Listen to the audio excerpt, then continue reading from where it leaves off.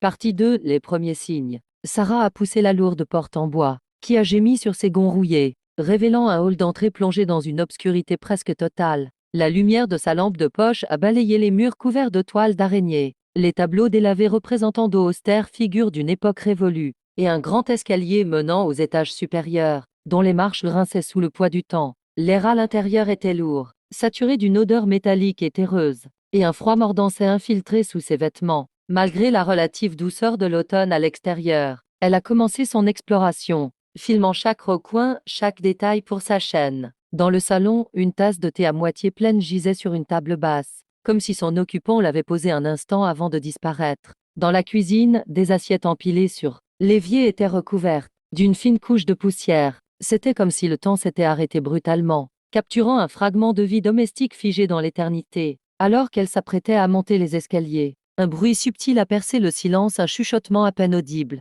comme un murmure distant. Sarah a figé, le cœur battant la chamade. « Il y a quelqu'un ici ?» a-t-elle demandé, sa voix résonnant étrangement dans le vaste espace. Le silence lui a répondu, un silence pesant qui semblait se moquer de sa question. Elle a décidé que c'était le vent, ou peut-être son imagination. Mais alors qu'elle reprenait son chemin, une porte au bout du couloir du rez-de-chaussée, qu'elle était certaine d'avoir laissé fermée, s'est ouverte avec un lent et sinistre grincement. L'obscurité qui en émanait semblait plus profonde, plus dense, et une nouvelle odeur, douceâtre et nauséabonde, s'en est échappée. Sarah a senti une angoisse glaciale s'insinuer en elle, une certitude rampante que cette maison n'était pas vide, et qu'elle n'était pas là.